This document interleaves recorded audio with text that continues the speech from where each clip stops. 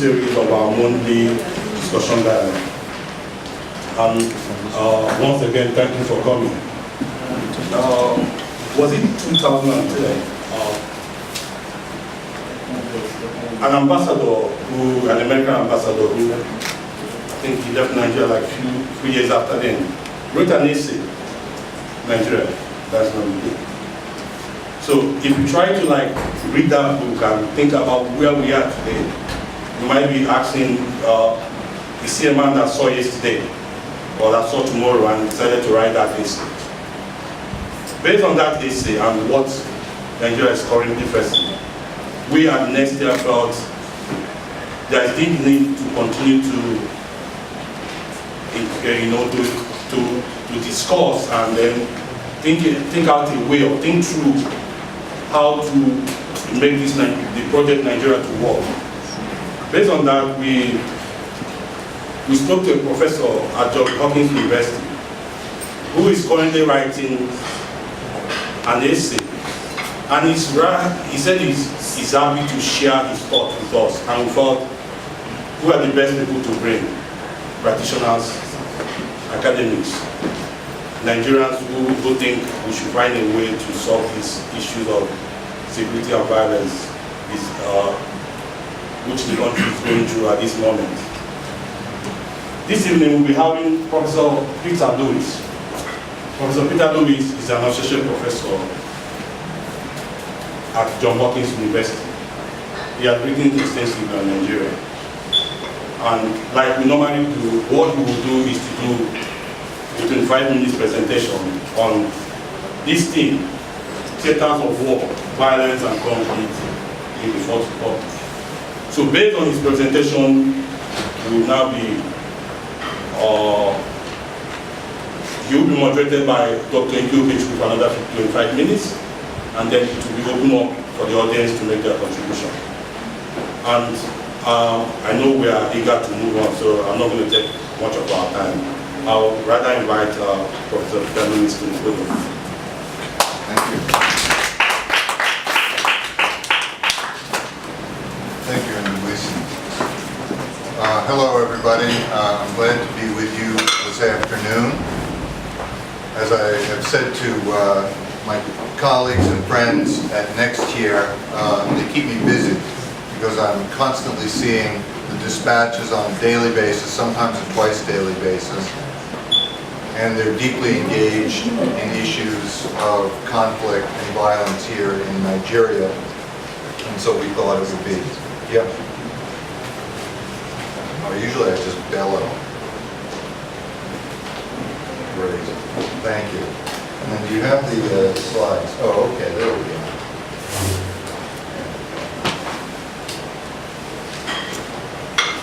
So it's a great opportunity to be able to join you today.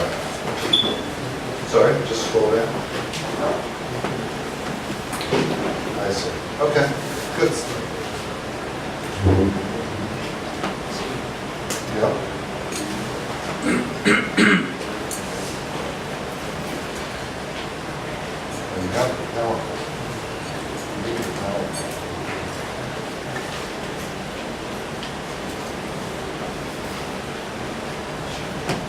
Sure.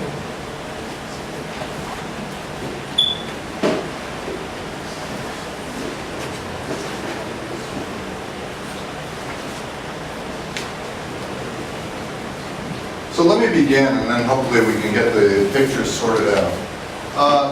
The focus here is not to describe the conflicts that have occurred in Nigeria over the last 20 years. Because these are well known to everyone in this room and well known to Nigerians.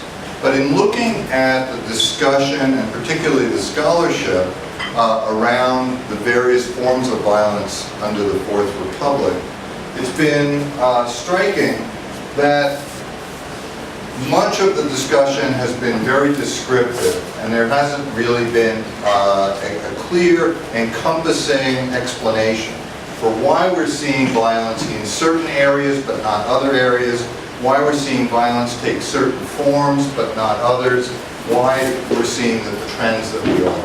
And so this is a first attempt to provide a comprehensive or encompassing explanation for patterns of violence under the Fourth Republic.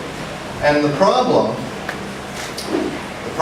is well known, and it's framed as an issue of democracy and inclusion. We've had a 1999 transition to the Fourth Republic after decades, a long history of military rule, civilian and military cycles.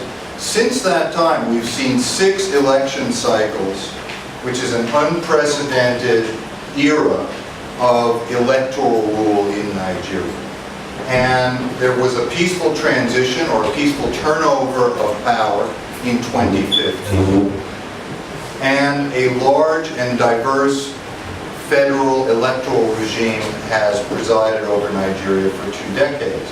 This is the longest period of electoral rule in Nigeria's post-independence history. And many people see federalism, elections, democratic rights as mechanisms of conflict resolution, mechanisms that give people representation and enable conflict management. But that's not the pattern that we've seen in Nigeria. Given Nigeria's basic attributes, we can think about Nigeria in comparison to countries such as South Africa, India, Mexico, Indonesia, which are also large federal electoral systems. And many of these countries have seen episodes of violence which have been mitigated over time. But in Nigeria, we're seeing a spread of violence and escalation of violence. So that's the fundamental problem and the distinction that we're witnessing here that we need some explanation. The focus of this project is collective violence. We're less concerned about individual level criminal violence, although that's obviously a deep and serious concern across the country. But we're interested in violence across groups, targeting people for group identity, mobilizing people along group identity. So we're talking about the insurgencies, militia activity, vigilantes, rioters, and so forth. Since the transition to the Fourth Republic, at least 70,000 people have died in collective violence. There have been more than 4,000 incidents nationally. And it's pervasive and it's worsening. And this is really in contrast to what we saw in South Africa, where there was a lot of violence at the transition and then it rapidly dropped off. Or Indonesia, where there was a lot of violence in the wake of the transition and then it diminished in a reasonable amount of time. Or in India, where there are regular ethnic riots and regular electoral violence, but it's maintained at fairly low levels. So Nigeria emerges as what we can call a violent democracy. There are some institutions of constitutional electoral rule, many of which are durable. There are democratic rights and freedoms in many parts of the country and in many segments of society, but there's also endemic violence which accompanies that. And this is a problematic form of democracy. If we look at some of the magnitudes and the figures, and I'll elaborate on where these come from in a few minutes, the Boko Haram insurgency, the orange lines are the number of casualties, the blue lines are the number of incidents. The Boko Haram insurgency, no surprise, dwarfs everything else with more than 25,000 deaths. In fact, these numbers go up to the end of 2016. If we were to update them, which we are doing now, this would exceed 30,000. The Niger Delta insurgency, conflicts among herders and farmers, which is more than 6,000, and political, electoral, and electoral violence. So the key questions from this scenario that I'm painting are: why has violence worsened under Nigeria's Fourth Republic? What accounts for variations across the country and over time? How do we understand the changing patterns of violence? What are the key drivers of collective violence across the country? And does this analysis give us any tools or any ideas about mitigating or resolving violent conflict? Sorry about the advancement here. So we need better analysis. And I am offering a gentle criticism of both international and domestic analysts, because I think that we have not brought to bear the considerable tools that we have for understanding violent conflict in a comparative perspective in thinking about Nigeria. Most of the existing accounts that we have, some of which are quite detailed and incisive, are descriptive. They focus on scope and variety. The central insight is that there are many different kinds of violence occurring here. It's not one fault line, it's not one group, it's not one source of identity or grievance. And so people talk about Boko Haram, they talk about the Niger Delta, they talk about herders and farmers, they discuss electoral violence, and so there are many different forms, but nobody has really tried to make sense of analytically how they may have some broad similarities. There are also generic explanations. In almost every analysis of violence that we see on Nigeria, people talk about poverty and poor governance and ethnic identity. Yes, all of those factors are important. There is no question about it. Those are important drivers of conflict. But these factors exist across the space, across the country. There are very few areas that don't experience the consequences of poor governance or ethnic identity or poverty, and yet there is not violence everywhere. And so generic explanations need to be refined. There are different levels of analysis. People talk about background factors, histories of conflict, or demography, or they talk about mid-range factors such as politicians' strategies and the support for militias, or political violence encouraged by parties. Or they talk about micro-level factors, how people perceive their identities. And they haven't really sorted those out. So we need to better understand where conflict is occurring, when, and whether there are common conditions. So I'm offering what I hope is a first cut and what I hope will be useful in this conversation by looking at three key explanatory factors. And I think these factors explain when and where we see violence across Nigeria's territory and under conditions of an emerging or imperfect and violent democracy. One factor is relative group exclusion, which groups perceive special deficits in political representation and in distribution in terms of economic outcomes and access to resources. The second factor is elite authority. How unified or cohesive are elites among different segments of the country? How well do they bargain within central politics? How effectively? And how much authority can they and leverage can they wield within their communities? So bargaining and cohesion are critical elements.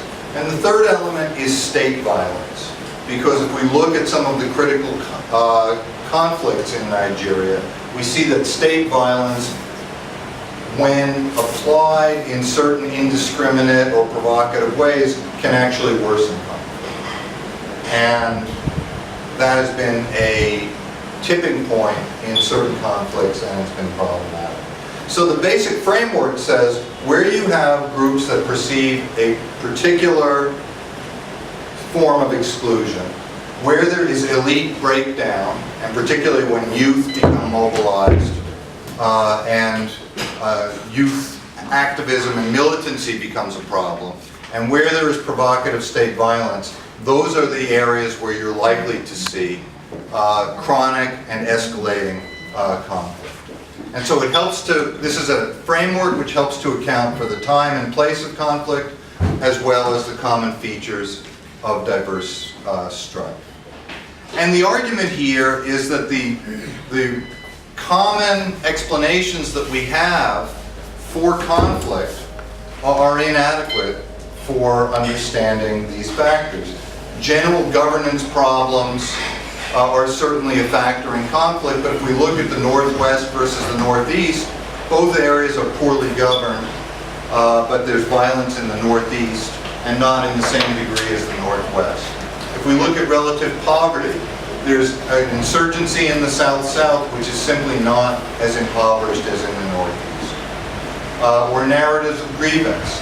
If everybody who had a narrative of grievance and said they were marginalized was engaged in violent conflict, every group in the country would be engaged in violent conflict. So it's not just marginalization or that narrative. Neither is it access to resources. Boko Haram is in an area where there are very few resources to exploit for encouraging conflict, compared with men or the Avengers in the Niger Delta, where there are a lot of resources. And them present in every conflict, but they're not sufficient for us to understand the patterns. So if we look where the conflicts are in the country, this is the distribution of violence. Over the last approximately 20 years, we see the Middle Belt and Kaduna. So you have Plateau, Kaduna, Benue. You have obviously the Northeast, and then pockets in the Niger Delta and some other areas. But there's a clear concentration. But that map does not match up with this map. This is one of the less impoverished areas in the country. This is the most impoverished area in the country. They both have insurgencies. This area, Kaduna and Plateau and Benue, have varying levels of poverty and public goods, and yet they also have a lot of violence. So where and when does large-scale violence occur? They're linked, these areas of violence are linked to political exclusion in a weakly institutionalized democracy.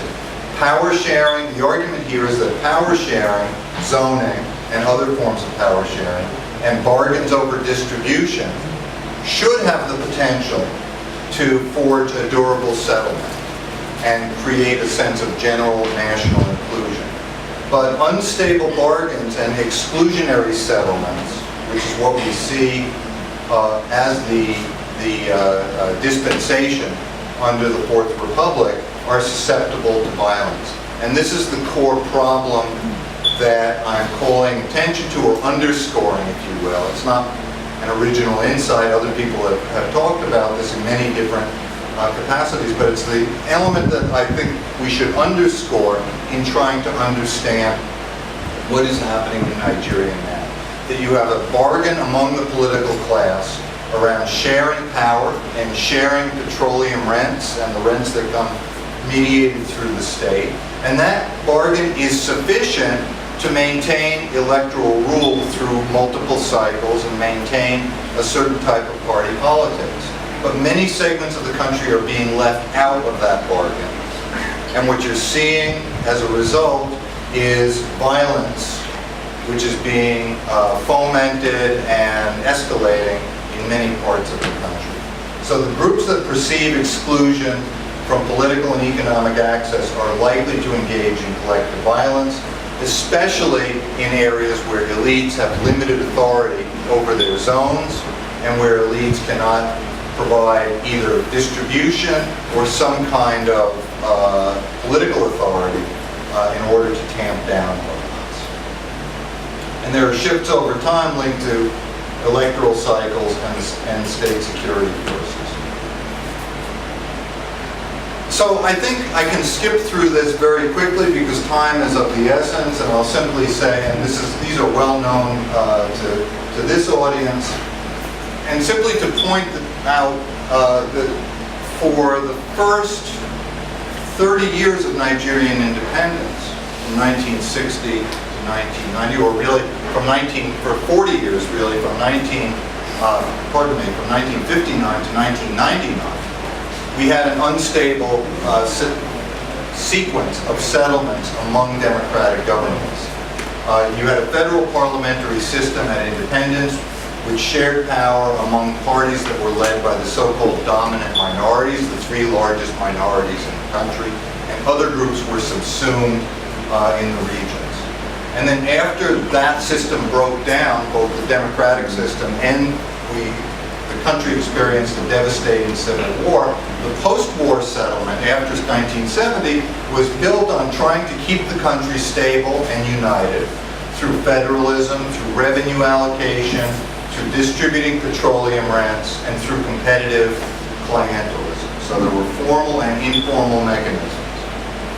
It didn't work in the Second Republic. That government too fell to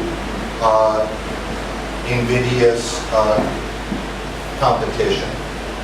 But after 15 years of military rule, the Fourth Republic was established. And that has been organized on a fairly durable power sharing bargain, zoning among the regions, which has been shaky, but has been a principle that many segments of the elite have sought to follow. But there have been flawed elections, there's been uneven access to power among regions, there's been exclusion from the core party settlement, both between parties and within parties, and we've seen worsening violence in election cycles. So to apply the framework and to simply summarize what the argument is in looking at this history, Nigeria has been structured around bargains of rent distribution negotiated by an elite cartel. It's been stable since 1999 at the center, but highly volatile at the margins. And exclusion, the groups that are excluded from the distributed bargain through flawed elections and oligarchic parties are the groups that have tended to support and sustain or mobilize in violent contention. And so what we see is that violence is emerging in Nigeria among secondary minorities, not among the dominant minorities who forged the bargain of 1959, if you will, but secondary minorities in the Niger Delta, in the Northeast, in the Middle Belt. And the fragmentation of those elites and the mobilization of youth tend to drive the conflict in the near term, and state violence has incited core conflicts and insurgencies.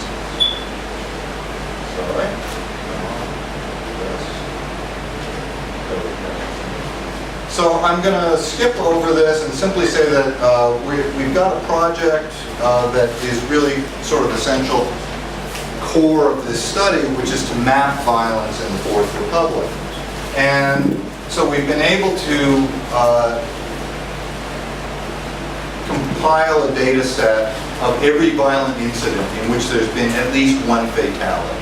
And this ranges everything from a small feud or dispute in a village where one person is killed to riots in Kaduna or large battles in the Northeast where thousands of people are killed. So anything that has been reported in domestic media in Nigeria or international media or through human rights organizations or NGOs that has been effectively documented is included in this data set. We have the dates and we have the duration and the location, who the antagonists are, and what the casualty rates are. And the key patterns that emerge from this are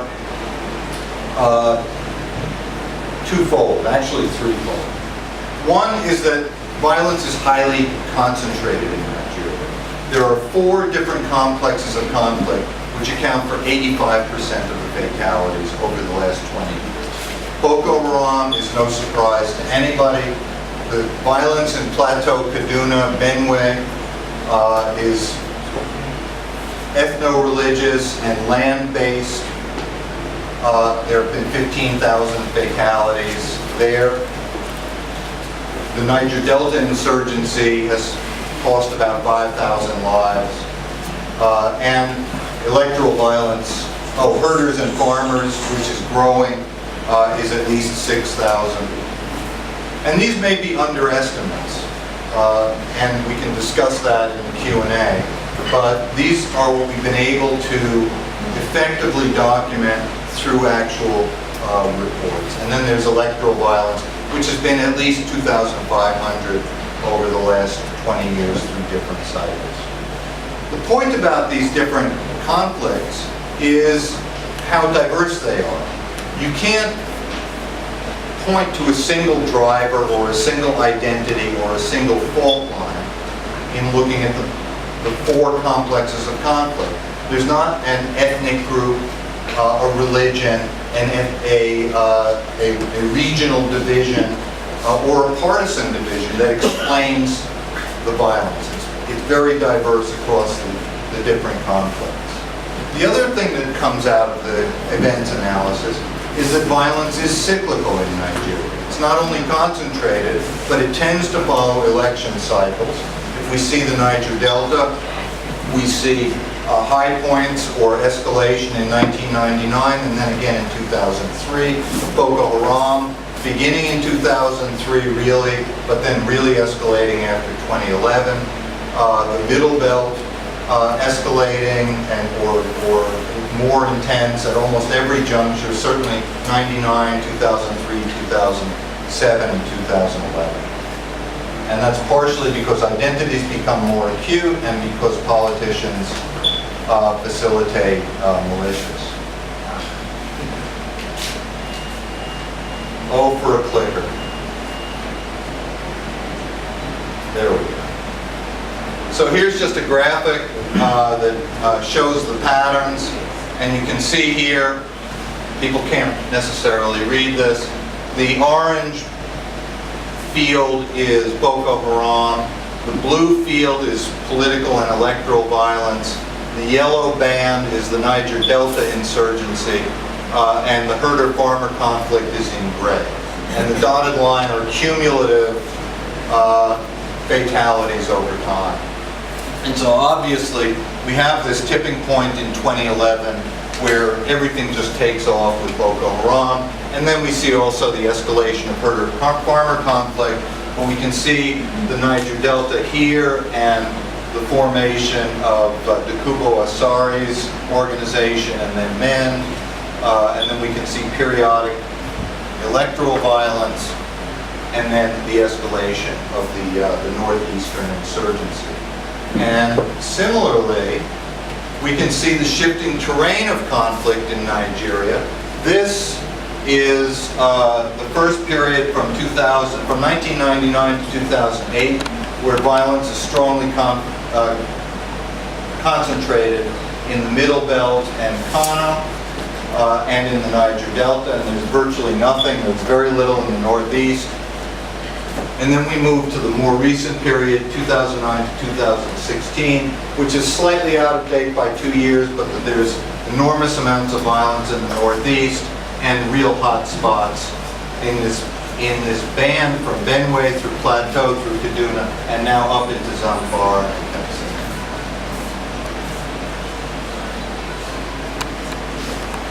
So what do the patterns tell us? One important factor, which I think is one of the most significant aspects of the study, is that violence is happening at what we can call the near margins. That is to say, groups, secondary groups that are outside of the core bargain of 1959. So if we think about House of Fulani elites and parties, if we think about Yoruba elites and parties, and Igbo elites and parties, and how those three groups set up a certain competitive dynamic in 1960, in 1979, and then again in 1999, those are the core groups that are essential to the bargain. And the secondary groups that are not quite integrated in that bargain are where we're seeing a lot of violence. Ijaw, Kanuri, non-elite Fulani, Tiv, Birom, Christian and Muslim minorities. For the most part, and I want to be very clear about the argument is not that these groups are ethno-nationalist groups that are mobilizing for some type of provocative rebellion. But they are groups that perceive themselves to be marginalized, and that means that segments of those communities, especially youth who face very few prospects, can be mobilized. And there are segments of the political class or the elites who are willing to use ethnicity and even to mobilize violent militias and ethnic violence as a way of securing political leverage. And so these dynamics are reinforced by political exclusion, and these are evidence in the hubs of collective violence. Also, when we look at individual conflicts, we see that it's clearly associated with elite fragmentation and youth defection. There have been important writings by Michael Watts and Safir Jawad Peterside on the Niger Delta, who talk about the breakdown in chieftaincy, chiefly authority, and the rise of youth militancy. Jibo Ibrahim has written perceptively about youth rebellions in the north and the breakdown in the legitimacy of political elites there.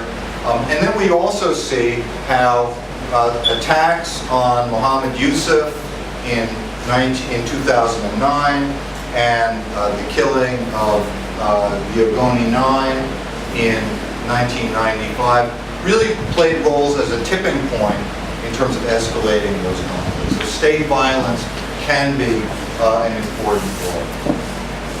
So here's my concluding point, and my discussant and colleague will be happy that we're winding up. Hopefully in time, I think so.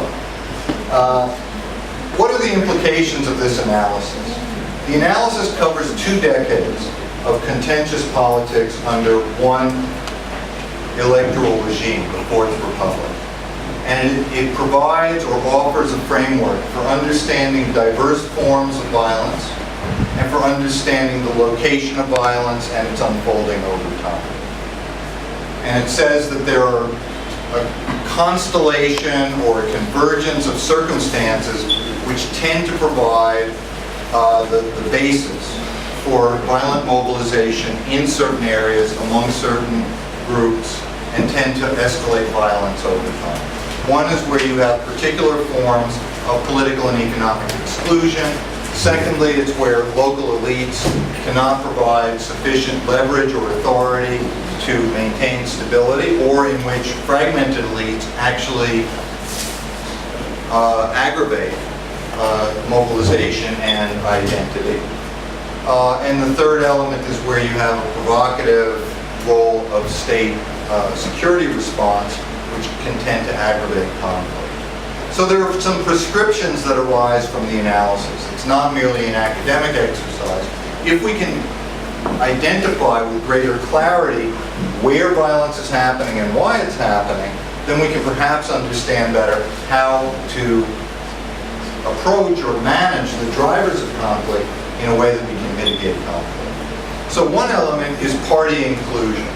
If there's a greater incorporation of elites, more internal competition, less party oligarchy, more expansive and inclusive parties, as we've seen in countries such as Tanzania or even Ghana, then it's possible that we can have a less violent, competitive electoral process. The second obvious point here does speak to governance, and that is the importance of public goods and social safety nets. In South Africa, in Indonesia, in India, economic growth, income supports, social safety nets, efforts to address inequality have clearly been associated with diminishing violence.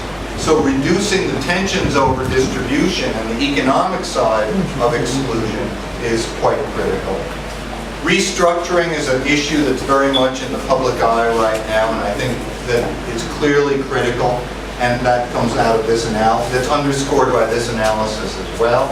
You have to have devolution, you have to have true federalism, you have to have decentralization, so that different segments of the country feel that their access to the center is not a do-or-die factor that affects their own fortunes, that they have some prospects within their own regions and among their own groups. And the importance of elite narratives and the problem of inciting ethnic polarization and reforming the security sector. So I think all of these elements, which are not huge surprises to this audience, but I think are, again, powerfully underscored in terms of where we need to place our efforts, where we need to place our emphasis, what kinds of levers we want to focus on if we're going to try to diminish or mitigate violence over the medium to longer term. And with that, I'll wind up and thank you. And I look forward to a good conversation. Another round of applause for Professor Luke. So we are going to move into the moderated section, and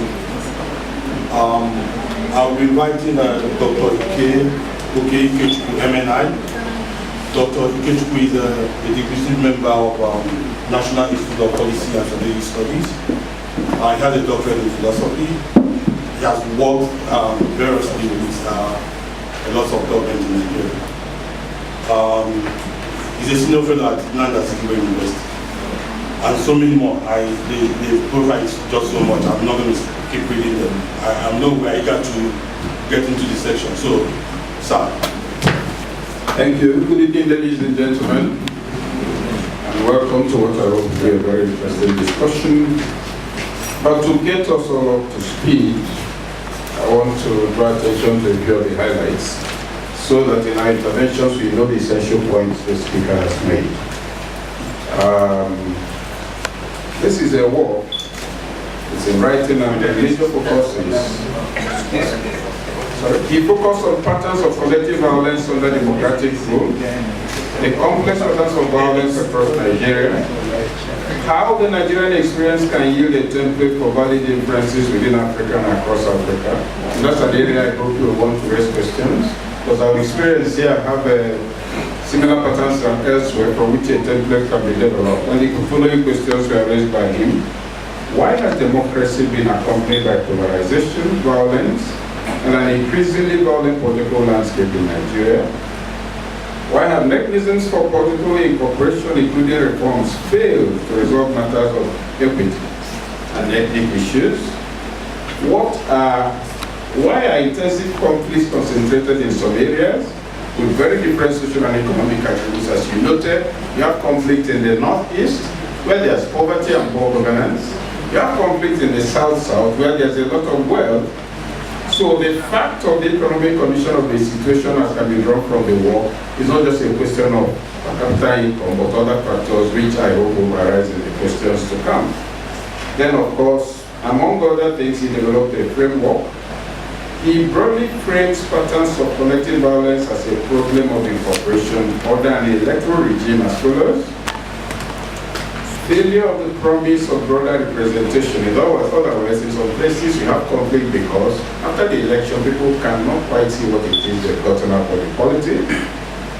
Intergroup and intra-group and anti-state violence leading to large insurgencies fueled by discontent. How the experience of Nigeria enables a comparison and all of that. So our task here is quite simple because he breaks it down into three factors: multiple exclusion, elite use and misuse of leadership and authority, and state violence. And these are the three factors fueling violence here. And our task now is threefold: to interrogate issues he has raised, to draw relevant inferences from the examples he has given, to make extrapolations towards a more universal template for understanding conflicts of this nature. Now, I'll flag up by asking a few questions, then it will be open to the floor. Well, Prof, how much of the current level of violence and conflict in Nigeria is due to the failure of preemptive intelligence work from your work? The failure of? Preemptive intelligence. Oh. Yeah. How much of the conflict can you trace to that? Oh, sorry. Yeah. Flip this way. Good. Okay. Preemptive intelligence work. Well, I think quite a bit. I think most, if we look at how government has approached most of the major conflicts that we've seen, I think it would be difficult to conclude other than that it has been reactive. It has not been proactive. The government was surprised by the intensity of the Boko Haram insurgency and the way it unfolded and spiraled. It began to, after 3 years of very intensive insurgency and control of most of Borno State, much of Yobe State, and segments of Adamawa State, it began to get some control in 2014 and early 2015 with the Joint Task Force. And now it's growing again. If we look at the Jos riots of 2001, the Kaduna riots of 2000, the Lagos disturbances of 1999 and 2000, Abba, Shagamu, it would be difficult to conclude other than that this was a reaction. Nobody foresaw it coming. And in the Niger Delta, again, my analysis, my interpretation, and I'm reading the wisdom and scholarship of activists and scholars from the region, is that it was evident certainly from the death of Ken Saro-Wiwa and the new local government creation under Abacha and the violence that unleashed, that there was a problem that was brewing in the Delta and needed some mitigation. So I think that the government has had either poor intelligence or it's had good intelligence and it's been inattentive. Thank you very much. Another, would you say that from your research, would you say that there are cultural factors that predispose nations, particularly African nation states created from colonialism, to the kind of violence you see? Well, there's a because the point is that these states, the nation states of Africa, did not emerge as a result of cultural experience and integration. You locate some cultural factors. Of course, there's no question that there is a long historical lineage, and even within these conflicts, you'll see lineages that predate colonialism in some cases, Ife Modakeke, and in Kenya and Borno and so forth. But certainly the artificial external imposition and creation of boundaries of African states created a situation where groups were put together or subdivided and where they were pushed into competition. So there's no question that as a general condition that's a problem. However, we see variations across Africa. Every African country, except for Somalia, had the situation of being a multi-ethnic country under colonial borders. And even Somalia was under colonial borders too, although it was more ethnically unified. Somalia has been quite violent. Sudan has been quite violent. Nigeria has had problems. And we could go on, Congo and so forth. But Malawi, Tanzania, Ghana have been less so. And so it's an enabling condition, but it's not a universal determinant. Well, as you notice, the conflict is asymmetrical. Yes. It's not like a war where there's a target you go to shoot, right? And so the research has thrown up for you the positive factors, shifting from one place to another. I don't know if you have any thoughts on containment strategies. That is, the war is asymmetrical. How do you take it on?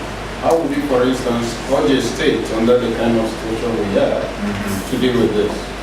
Well, that's a critical question, and of course we're dealing with different kinds of violence. So in the Niger Delta and the Northeast, we have organized insurgency. So there are insurgent groups, they're using terrorist tactics or they're using insurgent tactics. Men and the Avengers and other groups are more interested in property and economic targets, so you don't find the same levels of fatalities and casualties. In Boko Haram and ISWAP, we see obviously they're targeting people. How do you get control of it? You properly resource your military and your police. You properly train them to do professional types of policing and counterinsurgency. You try to marshal as best you can both your kinetic resources, your weaponry and materiel, and your intelligence resources. And in other countries, including Indonesia or Sri Lanka and Colombia and so forth, these have been the key approaches. With clear results, actually. Yes. Well, in your opening remarks, you said that the studies so far have been mostly descriptive. All right, there are positions, of course, but I want you to look at something specific. Insurgency and violence does a lot of things. Yes. Human capital development suffers. Collapse of local economies follow with it. Environmental degradation occurs. Like if you take the northeast, which is in the desert, with the movement of the people out of the place for more than a year, re-desertification has occurred. And so even if you want to resettle them, there's no land to resettle them. It's part of the desert, water pollution. Among all these issues, you will note that the analysis as presented in the study focuses on issues of, if you like, politics and policy. Yes. Elements of environment, the political economy of the crisis. Perhaps you want to comment on that before we go to the evidence? That is the emphasis that I am offering, and that's what I'm focusing on. Your question raises the excellent and important point about these other factors and other types of analysis. And in fact, the situation that we encountered in Maiduguri in 2009 is of an order of magnitude of difference. It's another world of what we confront today, with 2.5 million internally displaced people, 4 million people with at risk of hunger and starvation, in need of food aid, the displacement, and so forth.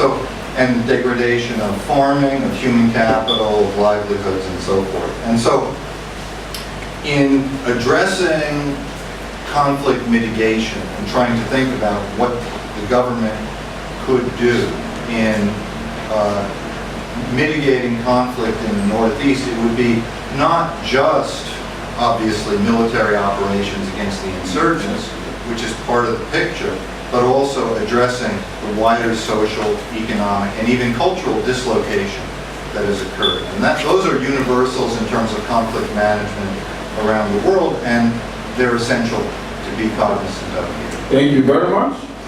Let's say to him, ladies and gentlemen.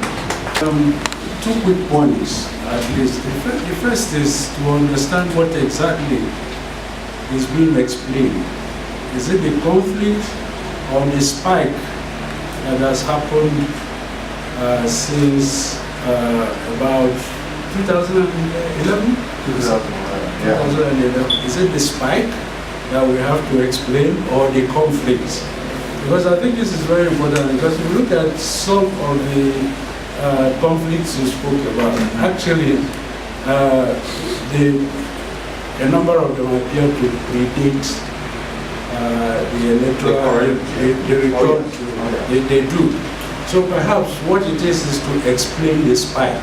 Yeah. And I think I completely agree with you about the importance of elite pacts in understanding whether you have a spike in conflict. But I think really what we should be explaining is the spike. I think those structural issues that, explaining those conflicts are important. But I think, we also need to understand. Sorry. Oh, okay. So that's the first point. I think they predate the period. While I agree with the elite pact, but I think also we need to understand the specific histories of each of these conflicts. Yes. I think it's extremely important. The last point for me is also, look, if you look at the history of Nigeria, as you have talked about, I think stability has been ensured by essentially two factors. One has been military rule in itself, even if it's the piece of the graveyard, and secondly, elite pacts. One is completely outdated now, I hope. The other one is intrinsically unstable, elite pacts. And I think we need to understand why elite pacts are prone to collapse. I think that would be an interesting addition to this. And I'm also surprised that you didn't talk about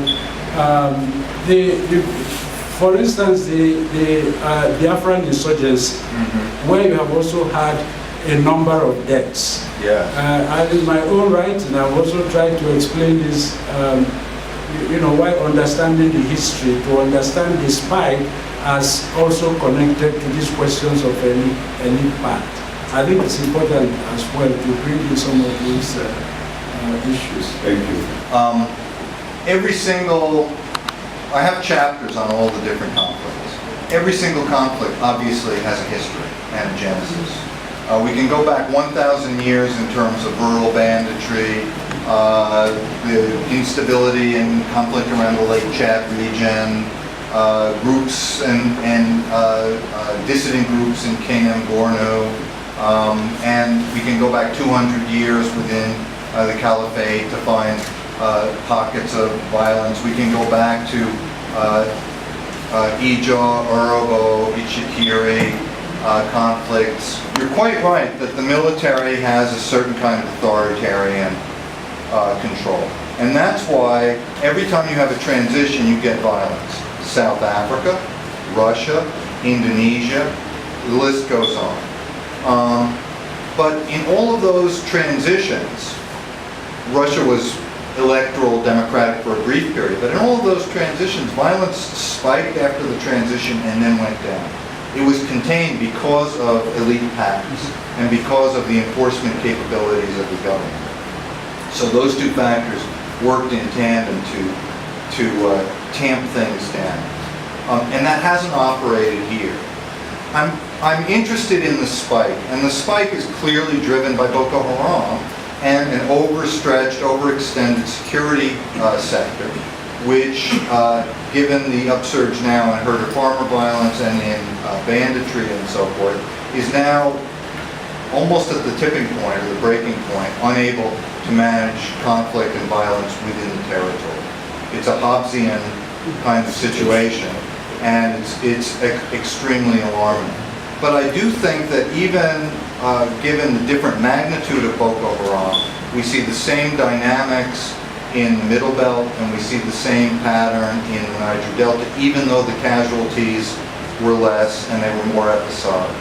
So I agree with you that we need to look at historical foundations and antecedents, and that's in the case chapters that I have in the book. And I certainly agree that we need to explain both the incidents of violence and the sudden spike. And that spike is what's unique about Nigeria.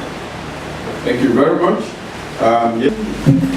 Very quick. My name is Aisha Umar. I'm a lawyer, and I've been doing a lot of humanitarian work in Borno State, which is my state. And I just wanted to say two things, or ask you two questions. One is to do with the issue of negotiations. I know that there was a few years ago, the former president, Obasanjo, went to Borno and tried to reach out to the Boko Haram sect at the beginning. I think it was about 2009, 2010, that he met with one or two of them at the time when things had escalated, and they complained about the violations, the massacre that took place around the time that Mohammed Yusuf was killed. The soldiers were sent in at the time. It was used to be just a police affair. And then the late Eradua, the president, sent army to massacre the Boko Haram based on our governor and the sheriff's instructions. He gave him the impression that they were anti-government and all sorts of stuff. So he sent army. They went and they massacred. They went door to door. And every young man between the age of 12 to maybe 30, they just shot them on sight. And sometimes they were just driving around town, and when they saw a group of people, they would just go and shoot them, kill them. There were videos on Al Jazeera on that. So that has not been addressed, and I think that negotiation, maybe it's too late now, things have escalated now, many years have passed and so much has happened. But is that a possibility in your opinion? The second thing is to do with this conspiracy theory. I don't know if it's a conspiracy theory, but right now in Borno, the people believe that the funding is coming from the West, and the reason being that the kind of arms and sophisticated arms that these insurgents have, we know that they could never possibly have been able to raise the kind of money that they have to pay. And then there comes in the forest, you see very sophisticated communications equipment, etc. And then we have the aid agencies flying in, and I see them often. They fly in with their jets from all different countries. They go into Sambisa for weeks these are the aid agencies. They come out unscathed, not one attack ever. But yet, when our own Nigerian military go, they just, attack them. All sorts of things. Honestly, we don't understand, but there's something, you did mention these external forces as well. Thank you. Sorry I took time. One of the central points in the argument with the example of 2009 in Maiduguri and other cities. That was indiscriminate state violence. And that escalating situation, it started out with a dispute about motorcycle helmets. There were some deaths, and then the attack in July of 2009 really sparked everything. And that is the critical juncture. And so the argument here is that indiscriminate and provocative state violence serves to escalate and radicalize groups that might otherwise be open to negotiation or some kind of mitigation. And clearly this is operated, and it wasn't just 2009, it continued in terms of human rights abuses and people disappearing into the barracks and so on and so forth. And this is not to say that there are not terrorist elements of the insurgency operating and committing gross brutalities against civilians, against Muslims, against Christians, against security forces. There is a ruthless insurgency, and part of the solution can only be a military solution. But the difference between a carefully disciplined military counterforce and an indiscriminate attack, which tends to simply create an escalating spiral, is a big difference. You ask about negotiations. There are some elements of both ISWAP and Boko Haram there is no possibility of negotiations. It's going to be a battlefield settlement.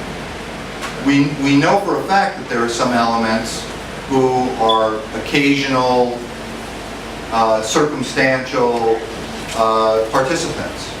And if an amnesty or a negotiation could peel off elements so that you're dealing with a much smaller hardcore group, isn't that preferable? Or would you rather be fighting more people who are angry because of the abuses and angry and energized because of the instability?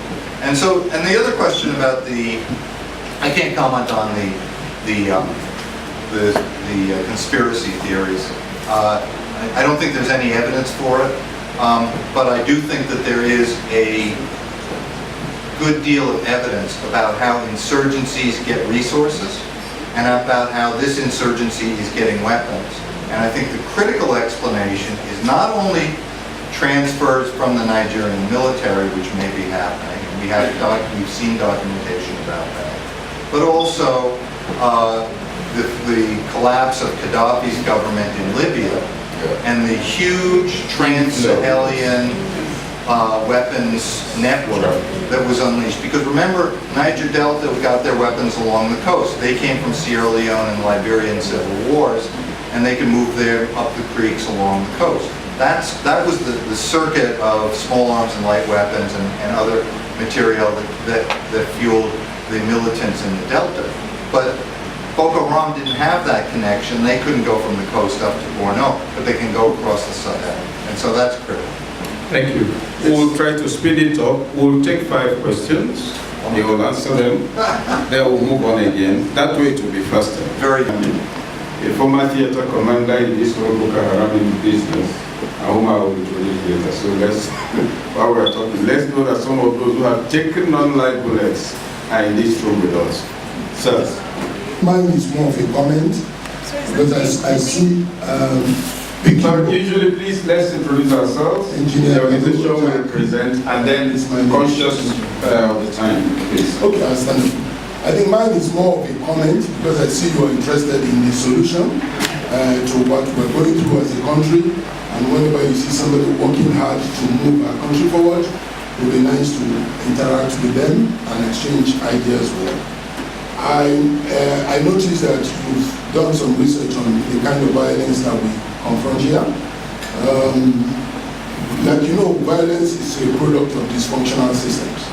Every violence, at the back of it, there's some dysfunctionality in the relationship that exists in that environment. So solving the dysfunctionality would be the basic way to approach how to remove the violence. You also pointed, correctly I would add, to the fact that the elite phenomenon has a central role to play going forward.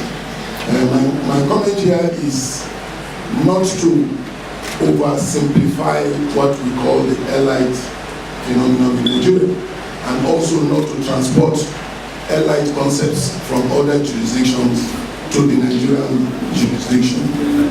Because the elite definition, as we understand it, typically emerges from the evolution of the nation and the activities that the nation takes part in. So you see elite evolution from either from the industrial, the military, the public service, and the commercial complexes produces the elite.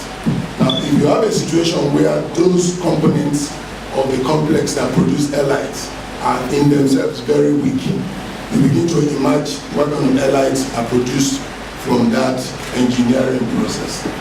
Now, if you understand that and you want to change our process, it's better to invest in redefining what kind of elites that we should have, rather than you expecting magic from the elites that we have.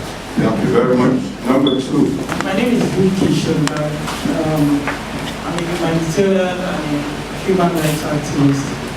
So my question is just one, and it's based on the growing, or rather certain internal patterns or trends in the conflict in Nigeria that we have seen that I have not seen in your work.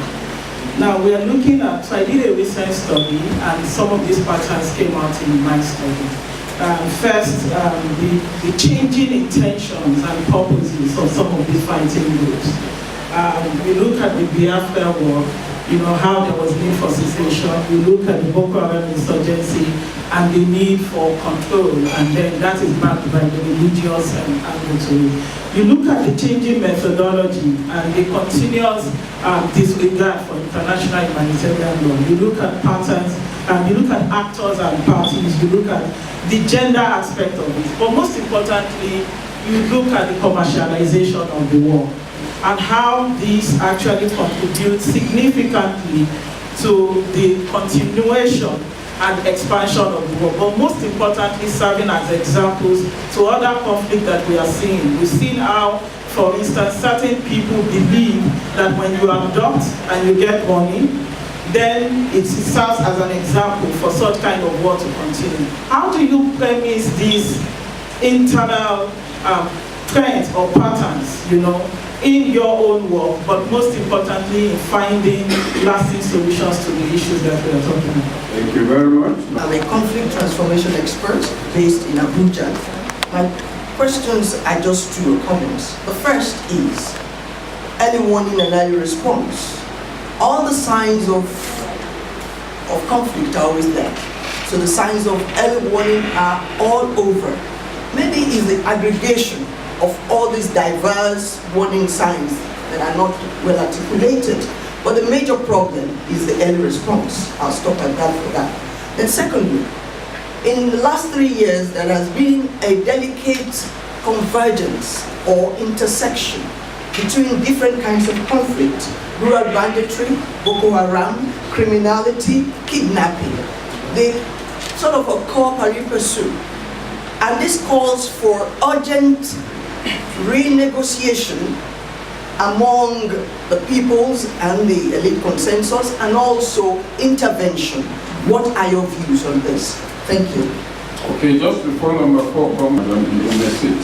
If you look at the beggar population in Nigeria, particularly in the north, they fall between the ages of 3 and 14. If you look at the armed robbery, kidnap, sundry crimes population, they fall between 16 and 38-40. That means that these are Nigerian youths born within the years of democracy but not capacitated. That element should be taken into account so that a tendency to limit the narrative to either the current government or the one before it is an elite failure we must acknowledge and ignore the masquerade called parties with which the elite have been playing against us. Number 4. Special interest in small arms and light weapons. Now that should get us worried. You're interested in arms? Small arms and light weapons. Can I leave the room? Sorry, go on. Thank you. And the armed conflicts that come with them. Mine is just to draw your attention to what I saw on your presentation, particularly how it has to do with migration of a conflict from the coastline going far into the deserts. I want to draw your attention to the fact that it would be nice if you consider the impact of political exclusion, which frustrates preemptive intelligence and all the efforts the government is making to track violence. Without going into the meaning and the arguments that go around who is a terrorist and the rest of them, if you realize that there's a disconnect between the government and the people, which has grown from strength to strength in the last 20 years, that will explain to you why when one conflict seems to be dying out, the other is coming up. One example I want to draw your attention to is that a few years ago, a young man who came to the Okuta panel as a young lawyer was elected into the federal house. And after a few years, I heard him say it was cheaper for him to fly a private jet from Abuja to Maiduguri than to go by road. How do you think the people in his constituency will receive him? And how does that affect the trajectory of conflict? Thank you. I'm a solicitor. I'm also from Bono. I essentially want to talk about the Boko Haram and the use of state violence to stifle a coup, which actually was the result of the, what Boko Haram is now. As we know, the origin to that, it's a commentary, the origin to that insurgency was a little misunderstanding, a very little misunderstanding, and the execution of people by the state and the leadership of those people. If the state had taken time to negotiate with the leadership, it would have Boko Haram by now, but it's still as it is. Well, what is happening right now in the Northwest, the Shia issue, is similar to the Boko Haram. And I think if the powers that be here, let us also note that that is a potential tight bomb, and we should be able to take care of it as soon as possible. Thank you very much for coming out the way you should. Particularly also the efforts of the people on the ground. And I hope that conversation should be taken up with the NADC, and then probably Prof might want to look into that. There is a totally different narrative on that. So we will respond to that, keeping to time. Like I told you, thank you. Yeah. Or probably on earth today, this is the most resourceful. Please clap for yourself. So that you please take on this, we take another. The caliber of the conversation. So let me take these questions, or pieces of them. Some of them were comments, and I can do it fairly quickly. I agree with the first commentator that there is a fundamental dysfunction in the system and a fundamental problem of the way elites have crafted their paths. I think that other countries have confronted these kinds of junctures, and I don't think that simply because we find ourselves in a difficult and even intractable situation today, that it means there's no path forward. But I do agree that right now, given the level of insecurity, the level of violence, and clearly the incentives and the strategies of the political class, that we're in a kind of cul-de-sac at the moment. And thinking about how to break forward, either through a realignment of parties, through new leadership, through new coalitions coming from civil society and intersecting or interacting with political elites. That's a question for Nigerians, and it's a question that many countries have had to confront. The second question, which I want to fasten on from the woman who's engaged in human rights and humanitarian efforts, is you hit upon a critical element. The political economy of conflict is absolutely essential. And it's not exclusive to Nigeria. I was talking to some people the other day about how it plays out in Latin America. What happens in all of these situations is that once a conflict begins to escalate, security forces, local actors, landowners, elites, what have you, all find ways of profiting. Insurgents. And so if there are bank robberies, if there are kidnappings, if there are oil bunkering, if there are attacks on property, what have you, taxing the trade around the fisheries trade around Lake Chad and so forth, that money goes to fuel the insurgency. Some of the political elites who want to insulate themselves from attacks may pay the insurgents. There can be economic incentives, even for some of the security forces. We know that there have been mutinies in certain garrisons in Nigeria where rank and file soldiers said that they weren't getting paid. They were going into battle without bullets. We know that there was a huge case with a previous Minister of Defense who was accused of siphoning billions of dollars, more than $2 billion, from the security vote. So the political economy of conflict is what allows these conflicts to become entrenched and to become chronic and so forth. And so that's a critical element. It's an element in the explanation about the evolution of conflict, and it's an element in the explanation for why conflicts start as well, because of the patterns. The question about conflict management and early warning is critical. The overlapping forms of violence is a critical observation. And when I think about coding these 4,000 events, I can just tell you in a very practical sense, very few of these 4,000 events, if you read the reports on them, have a clear motivation, a clear set of antagonists that are fighting for one reason. Sometimes it's one party against another. Sometimes it's clearly Ife versus Modekeke for some particular land reason. But in most other cases, there can be bank robbery, there can be banditry of one sort or another, there can be different religious and or ethnic groups on different sides, chieftaincy, land disputes, sometimes all at once. If we think about the Miss World riots in 2002 in Kaduna, first it was over a religious insult. Then it morphed into attacks on shopping centers and properties belonging to certain politicians. Then it got back into conflicts between different ethno-religious communities. So was it a religious riot? Was it an ethnic riot? Was it a political riot? The answer is yes. It was all of the above, and it all took place in 5 days and went from back and forth. So there's a lot of variation, and that's critical.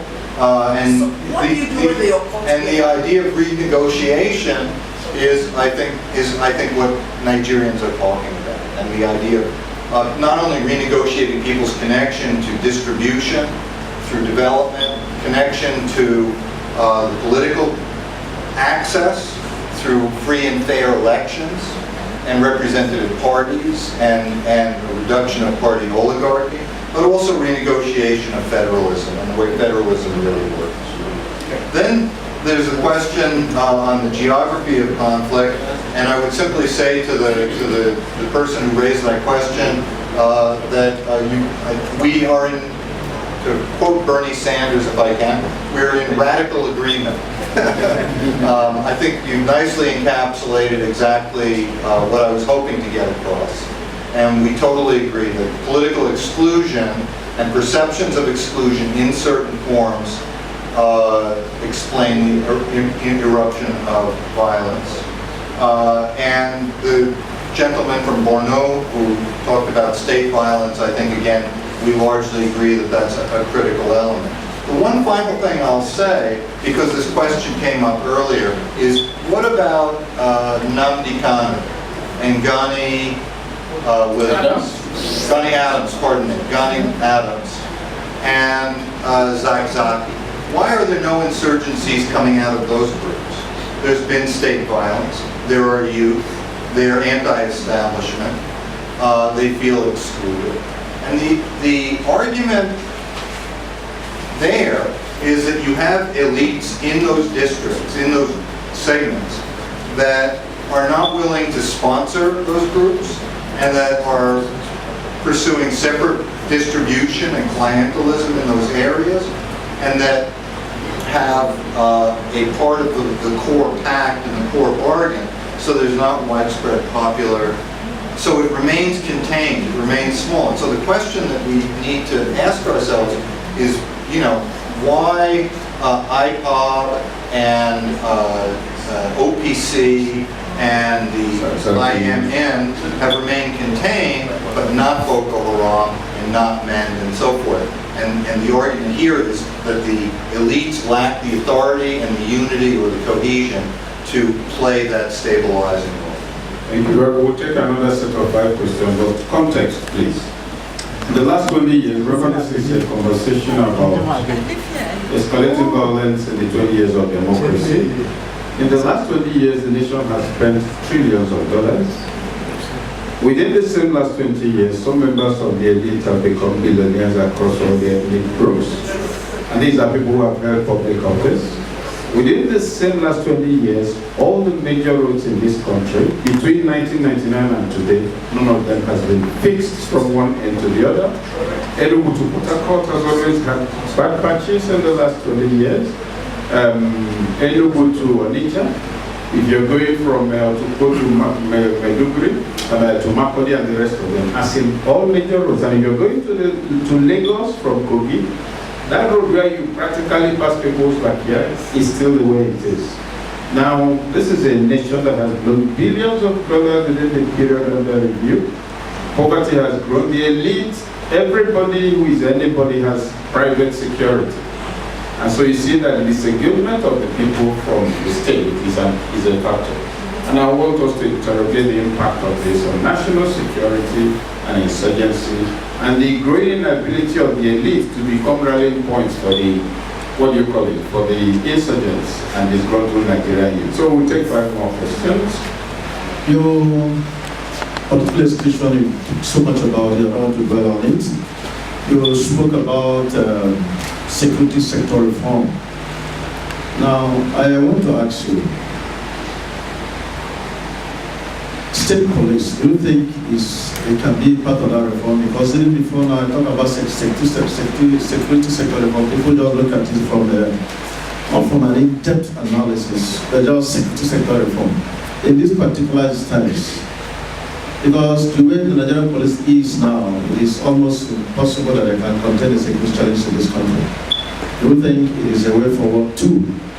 The elite part Prof spoke about, I want to believe that our elite are selfish.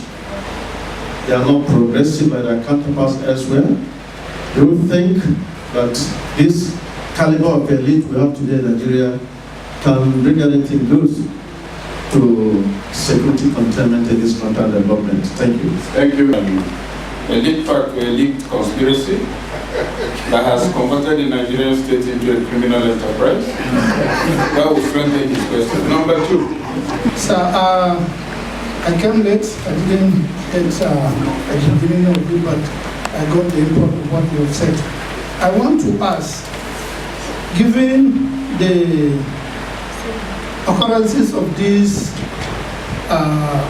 what we call insurgency and banditry, criminality, and so on and so forth, would it be right if we say that it is a pattern that's not peculiar to Nigeria.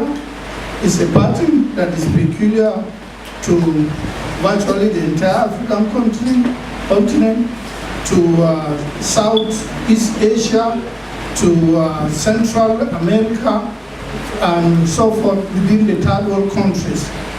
My question is, how come that we have so much of these insurgencies and criminalities and so on and so forth in these African countries, yet they are not in the developed world? How is it that we don't have this in the United States, we don't have this in Western Europe and so on? What is the explanation? Is there any nexus between the underdevelopment of these African countries and other parts of the world with these criminalities and its lack of it in the developed world? Thank you. If there's an explanation, I would want to please. Yeah, thank you. You put the scenario which the other participants here, members here, talked about. And then when you look at it critically, would you not ask yourself, is Nigeria a failed state? Is Nigeria what? A failed state. Okay. Now, when you look at your various interventions, you ask yourself, are they not symptoms of the failed state? And if these are symptoms, you recall that you could easily define the failed state as a state where the government of the day have lost the monopoly of legitimate use of force or violence or coercion, if you like. And all these are present in Nigeria. And when you look at your presentation, don't you see that these are symptoms? Shouldn't we interrogate this deeply by looking at, you mentioned negotiation. If we need to renegotiate this country because it's totally collapsed, okay. What are the parameters? How do we begin to look at the criminal conspiracy between the ruling elites, the multinational corporations, and the colonized colonial powers? And finally, don't you think some of the things you see reoccurring in Nigeria could be as a result of lack of peacefully negotiated settlement of the Nigerian civil war? Thank you very much. Thank you very much. And Prof, the lady said, and I'm worried that the Nigerian state allows humanitarian service into Sambisa forest to service Boko Haram. I'm surprised to hear this. If it is true, it's a failure of the Nigerian state, because Boko Haram itself has been declared a terrorist group. Are they entitled to humanitarian services? The law of war does not recognize insurgency, and so if Nigerian state allows flight into Sambisa forest to provide whatever means, it's wrong, and it should be looked into. That's the first one. And secondly, to say that even countries, I served in Iran as a military observer, UN military observer, and Iran never, no nation ever allows any external affairs to go into any place without a liaison officer. A liaison officer must be in it. And so, if there's need for flight to go into any area, there must be a Nigerian representation in that place. And if the Nigerian state is not doing that, I'm sorry, it's very, very wrong, and it should be noted for correction. That's the first point I want to make. That's the second. And you're running out of time. You've actually run out of time. The last one, sir. The last one, sir. It's about the question of true federalism. And I want to ask, I want to put down this question. What is true federalism? Are we trying to be indigenous of Nigeria or want to be citizens of Nigeria?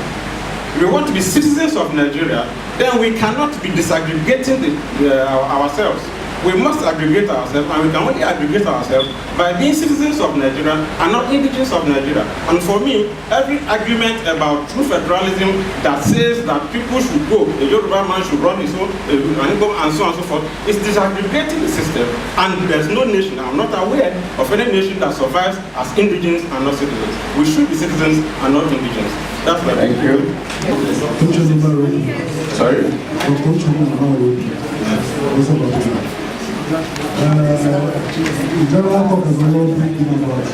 Let's have one more, please. Yes, please. What I was out, the general talk has always been about aliens, crowd, terrorism. Nobody has made reference to the nature of the economic system. To the nature of the economic system. The underlying political economy. Yes, Okay. the underlying political economy. My question is, because he made reference to the conflict in Malaysia, the conflict in India, and gradually those conflicts are dying down. Don't you think that it's the nature of our political economy that is bringing about this high level of conflict? Because in the 80s, the conflict was not like this because there was oil money coming in. Right now, with the level of economic instability, the conflict has been escalating. Thank you. Prof. I think at a general level, and the earlier question about underdevelopment, can we be surprised that a country that's producing as much electricity as a small town in many other parts of the world, that lacks roads that traverse regions like the Northeast or east to west, that has 60% male illiteracy and 85% or 80% female illiteracy in some parts of the country, that has serious deficits in the educational system, serious deficits in the health system. Are we surprised that there should be violence, that there should be pressures for rebellion or insurgency? At a general level, this is no surprise at all. These are facilitating conditions. I think, however, part of the premise of the study, or part of the argument that I'm making, is it's not a sufficient condition. It's an important background factor, and in many poor countries, but not all poor countries, you find high levels of violence, and you find high levels of conflict. The question has become, is Nigeria distinctive? Should it be considered a failed state? My own perspective is not inclined in that direction, because there are parts of Nigeria's economy, infrastructure, human capital, and institutions that are fully functional. They're challenged, but they're functional.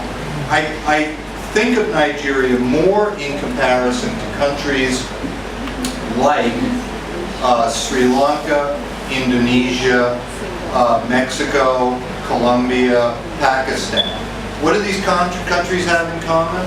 When you go to the capital, when you go to the main commercial city, when you go to certain portions of the country, you find a functional economy, you find professionals, world-class professionals, you find a state that is governing the territory and providing some level of public goods. And yet they have segments of the country that are almost permanently out of reach of the central government because of insurgency and rebellion. So you don't have a fully functional, if you will, Weberian state that can control all of its territory, but you have large segments that are functional. And I think Nigeria is very much in that class of countries, where there are some functional areas and some areas that are highly dysfunctional. The question of the economic foundations is essential to the argument, because the elite pacts are around distribution and distributive politics. And the argument is that if you had broader economic access, if there were not regions that were obsessively focused for the last almost 50 years now, since 1970, obsessively focused, as they must be, on distribution from the federal distributable pool and the revenue allocation formula from the center, but you had viable local economies, as is forming in the Southwest today. If that was true in Jos and Kaduna, rather than deindustrialization, austerity, and poverty, much less in the Northeast, which is suffering not only the problems of austerity and just chronic underdevelopment, but also climate change and the shifts and disjunctures there. If people had economic access, the problem of inclusion would not be negotiated through political elites. The elites would have no interest in bargaining over delivering their region or their votes or securing some specialized access in the political system for their own purposes. So the argument is that if you had broader public goods, broader political access, you would have very much reduced violence.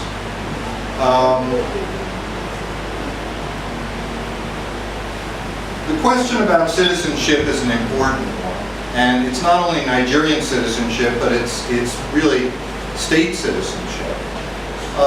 But true federalism, as I understand it, or at least, and I'll be candid here, at least as I am sympathetic to some of the arguments I hear from Nigerians, says, look, federalism has too rigid a control from the center. The concurrent and separate list has to be renegotiated. You have to have governments that can build their own power sectors, their own education sectors, maybe their own policing sectors, their own tax systems, their own economic systems. Federalism works that way in some other countries, including the United States. And if there were more flexibility and more internal revenue generation, more flexibility in where to allocate resources, maybe build a power grid here, maybe bolster education there, you might get different results. The question of policing is critical to this. I see it as a domestic question, and I am going to be agnostic about it, but I'll simply lay out the two possible scenarios. In one good scenario, you get local policing that's connected to the community, speaks local languages, and has the political backing of governors and or communities to really eradicate banditry, insecurity, kidnapping, and to provide some surveillance and some intelligence and to really maintain order within the state. In a bad scenario, you get governors who are using the police as their private militias and who are terrorizing citizens and looking the other way when bandits and kidnappers are doing their business because of a political economy at the state level and worsening insecurity. I don't know the answer to that. I think there are good arguments for state policing, and if it worked well, it would be an important solution. But if it worked badly, it could mean some real disparities in terms of conflict. And I think that there was one last thing that I wanted to talk about just quickly. The question of the Civil War that was raised by the gentleman who talked about the failed state. You know, that was the sort of tipping point for Nigeria as a failed state. The country was unraveling. There was a deep civil war. At least 2 million people died. Many people would say more, but we'll settle on that horrific number for now. That was a tipping point, a breaking point in the consciousness of this country. And anybody who was 8 years old, 7 years old, who starved in Biafra, anybody who was fighting at that time, I mean, if you were a 20-year-old fighting in the Biafran army, you're scarcely 70 today. So the memories of that are still with us. And nobody wants to go back to that. And the notion that there can be a seamless, painless agreement, and Biafra will just separate, and Abuja will just let them go, and there won't be any complicated citizenship or economic issues, is just a pure fantasy. There are realities on the ground. So I don't think that, I think that the resolve, the lessons from Biafra, or the lessons from the Civil War, were to try and do serious, concerted, and quite sophisticated efforts to make federalism work, creating states, changing revenue allocation formulas, changing citizenship formulas. We can discuss what's improved and what needs still to be fixed, but that's the agenda, is how to keep the nation state together. The challenge for a democratic Nigeria is how to make a single nation state more inclusive so that you don't have large segments really falling out into mass violence. Thank you. We'll take the last set of 5 questions. Well, let's thematize that. Let's thematize or problematize issues to be addressed. Remember, we're here discussing the fact that violence has gone up since the return of democracy, and that it's been going on consistently for the last 20 years. So I want us to wind down by looking at whether indeed there's a prospect of it not rising higher, given what we're doing today. And I'll call our attention to 2 or 3 things. Most state houses of assembly today are working on pensions for themselves, isn't it? Some already concluded that. And then for state governors, that was concluded for many years. Shomole was synonymous with labor and the people for a very long time. They were well-structured swindle in my view, but it lasted long enough. He became governor. At the time of departure, the state assembly enacted a law for all past governors of the state on exit to be entitled to a house worth 200 million naira, and for the deputy governor 100 million. And when I heard about it, I said, well, probably he wants to set up a hotel for the whole of Africa. If you go to Lagos, in the case of Lagos and all the states, you're entitled to a certain amount in millions. You're entitled to 4 cars every 4 years. You're entitled to a driver, a gardener, a cook, other domestic staff. In fact, in the case of Lagos, I think you're also entitled to 100 million naira medical bill per annum, covering all your family. Now, what you see is that through the instrumentality of democracy, those elected to serve us are recreating what you might call an aristocracy of idlers who will feed on state funds. And so for the states in the next 15, 20 years, every month they must each pull out between 500 and 1 million to service people who already did very well for themselves while in public office. Poverty will grow, marginalization will increase, and anybody aspiring to public office is looking at what he's going to walk away with, a life of idle enjoyment for himself and the rest of his family. And if you look around, all of us here are Nigerians. Please go to the political office holders you know and find out how their cousins, and I'm talking about members of the extended family, are doing. It's not going beyond the nuclear family and religion. Let us, in this concluding session, address the question of whether democracy going for the next 24 years is going to reduce the spectre that has been brought before us by Professor Lewis. I just asked whether in your analysis you have really examined the pattern of governance and administration, particularly in northern Nigeria. Who were those that are largely responsible for the functions of governance, conflict resolution, allocation of resources, and management of these resources? My understanding is that community institutions were very central in this management rather than public institutions. And the increasing weakening of these community institutions and the incursion of some of the state institutions in taking over some of the functions of those community institutions significantly led to a collapse in the effectiveness of governance, as well as the introduction of new corrupt practices, insensitivities, and inefficiencies that allowed a lot of what we see to grow to what it is. I don't know your comment on that. The second one is just for you to comment on the media and the challenges that we are seeing in Nigeria. My name is Hassana Abdul Aduku. I thank Dr. Peter Lewis for your contribution, especially the analytical analysis. You know, so the problem we have in the country is inadequate data. And when data is inadequate, it affects policy making. And that is what you have done. Like you said, the problem is with government policy. The rural people are not connected. And once they are not connected and integrated, then there will be problems. Thank you. Thank you.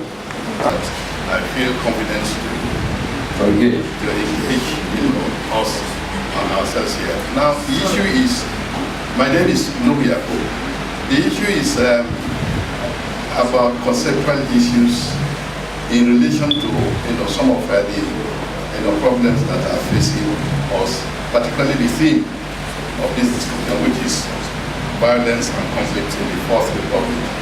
Now, concepts like democracy has been used very liberally in this discussion.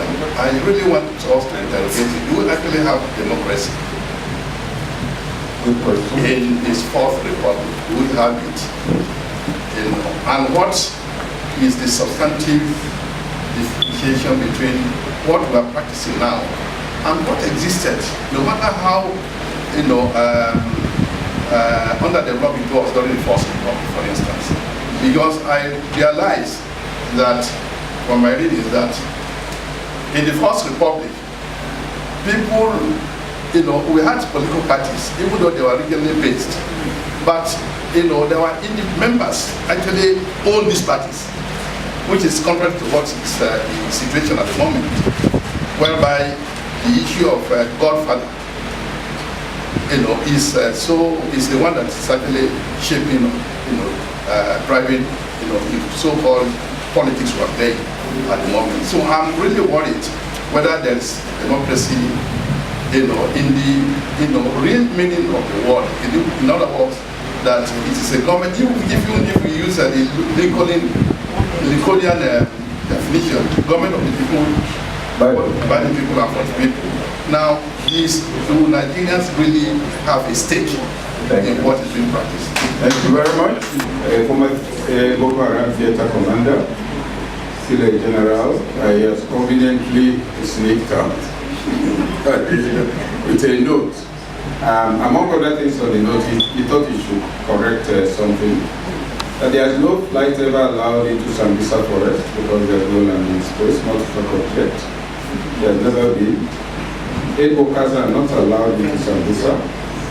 They will not even go if allowed because of the danger. That he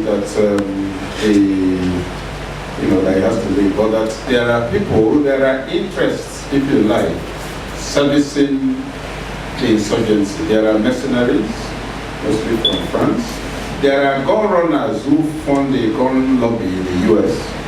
This is a business. They need those factories running.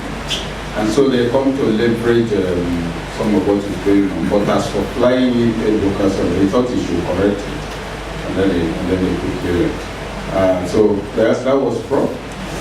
Who is the next one, number 4? The coming of the 21st century saw the passion for faith. And if you look at the crisis in the country from 1999 to date, a sizable percentage of it is associated with religion or religious crisis.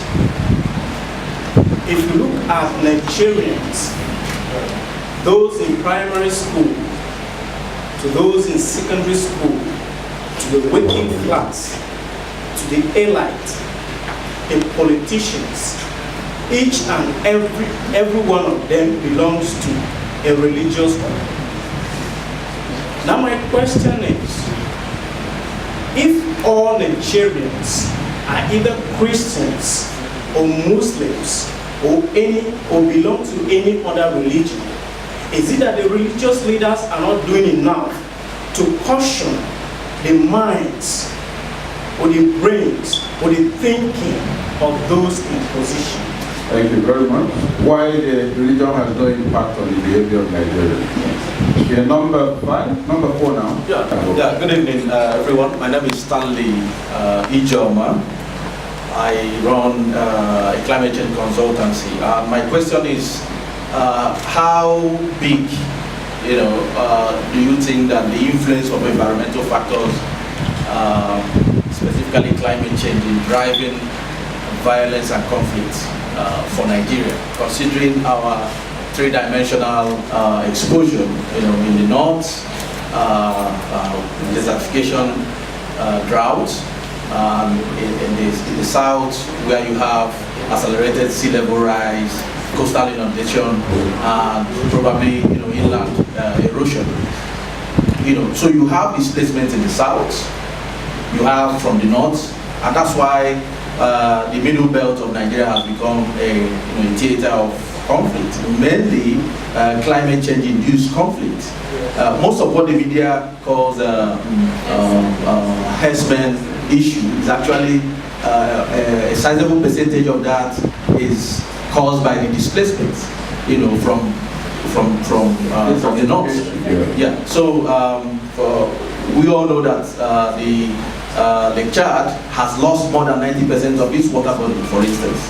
So you have millions of people displaced who hitherto before now were depending on that lake for their livelihood.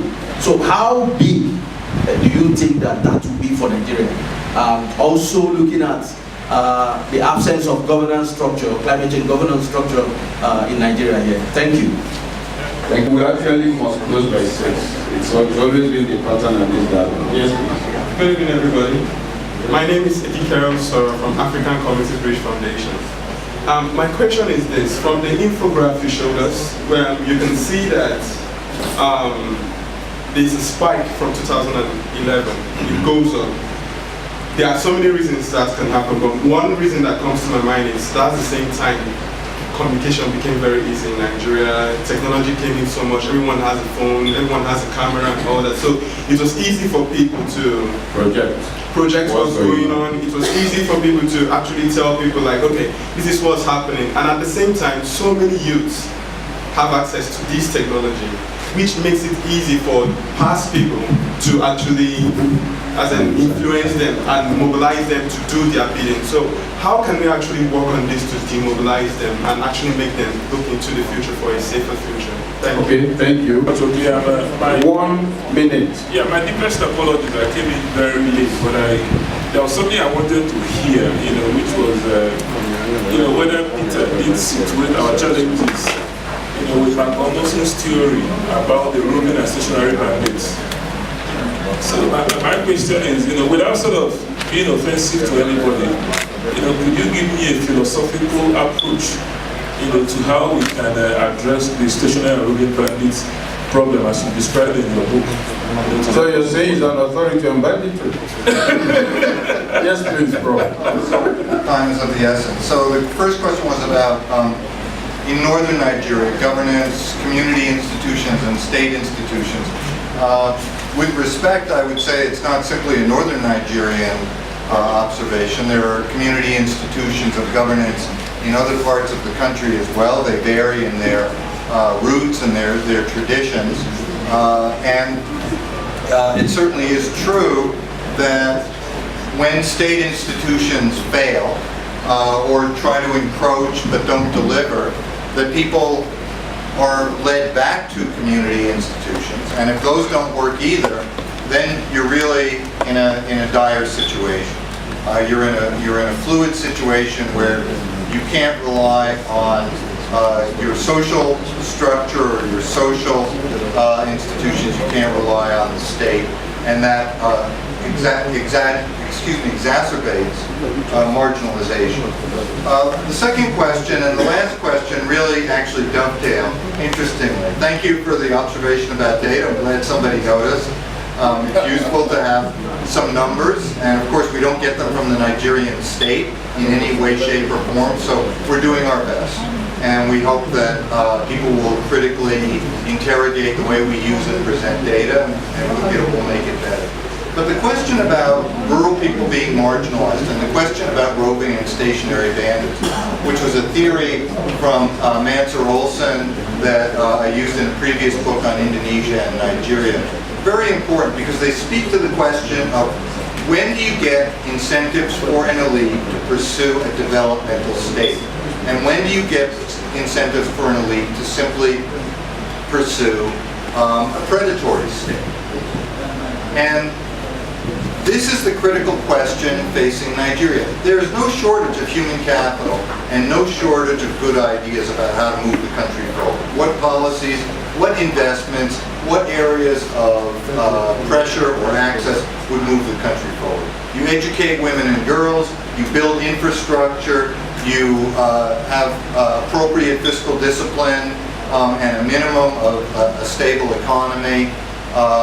You provide some basic public goods in critical areas. It's not a complicated formula, but it hasn't been done.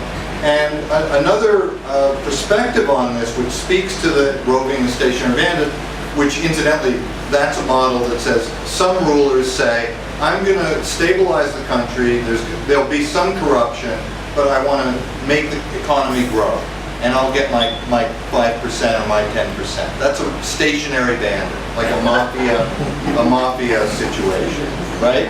A roving bandit is you go into a neighborhood and you smash a window or hold somebody up, and you don't care what happens to that community because you're out of there. And the argument is that some people have acted as stationary bandits, but perhaps a better way of putting it is what Dan Slater more recently has written. He's a political scientist at the University of Michigan, and Dan Slater has looked at Indonesia and Malaysia and some other countries in South and East Asia, which decades ago had serious civil wars or social violence of the type we're talking about. And at a certain point, 1969 in Malaysia, 1965, 66 in Indonesia, new governments came in and they said, the only way we're going to stabilize the country is to advance the economy and to provide development for the rural areas. Because this is where the communists are coming from, this is where the ethnic challenges are coming from. The problem there was communism. So if we're going to stabilize the country, we have to have distribution, we have to have poverty reduction, we have to have different ethnic groups. In Malaysia, you had Chinese, you had indigenous people, you had foreign capital. They all have to have a state. And that formula works. And the question is whether there could be a coalition here, whether there could be some kind of circumstantial tipping point, an existential threat that would galvanize the Nigerian political class and the Nigerian elite to say, look, the only way out of this is to pursue development. Start using the oil revenues for investment. Start providing public goods. Start mitigating, stemming corruption in politics and in the bureaucracy, and getting the growth rate above 5 or 6 or 7%. It can be done. Plenty of other countries have come from worse circumstances than we find today and have made rapid gains. It could start today, but it's a political problem and a political solution. Let me see if there's any last thing. The observation about the difference between the First Republic parties and the other parties is a conversation I've had with more than one person. It's a very astute observation, I think. I think those parties, they couldn't agree among themselves, and it ultimately brought down democracy, but within their regions, they did have more legitimacy and more connection to their constituencies. Finally, I'll just say the communications and youth critical element, and the environmental factors are a critical element, and obviously a huge driver. Every conflict I've mentioned as the central conflicts that we've talked about, herders and farmers in the land conflict, Plateau and Kaduna, Niger Delta, Northeast Nigeria, every one of those has the environment as an essential element, not the only element, but an essential element in driving the conflict. But again, that's a background factor, and the question is, how do you respond to that? You respond by giving people livelihoods. And it's been done in China, it's been done in Indonesia, it's been done in Colombia, it's been done in other countries, I continue to believe and expect that it will be done. Thank you very much, and thank you, ladies and gentlemen, very quickly. There was a point for Mr. Yacoub, which I thought we might just spend 30 seconds on about the question of democracy and godfatherism. Godfatherism is not new. Awo was a godfather, Madubela was a godfather, but they performed the true role of godfather, which is to produce ideological disciples for a better society. What we have are predators who want to use the hand of somebody to collect something from the fire and eat. That's essentially the difference. I thought I should mention that so we don't overlook it. Over to you, Minister.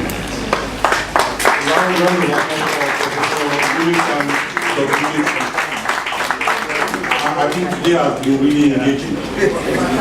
And as a public sector consulting firm, one of our major dreams is to make sure that we create a society we all want to live in. And I think this is the essence of this thing we are doing here. Let me equally apologize for the parking space. We try to provide security to help out there. I'm sure after today my team will find a way around it. I'm not promising we're going to solve it all, but we'll find a way to get it. And yes, change of location. At least I'm sure someone will give me a call to this evening to know how we're going to solve it. And once again, I'm thanking everybody for coming and for engaging. And let us make sure we all drop our maybe our email addresses, because in a day or two, the position paper from this discourse will be going out, as well as the 23-page paper from Professor Lewis. Once you have your email, we'll be sending them out. And as well as we have a daily mail, a weekly email, and a monthly publication. I think it would be good if you drop your email with us. And thank you all for coming.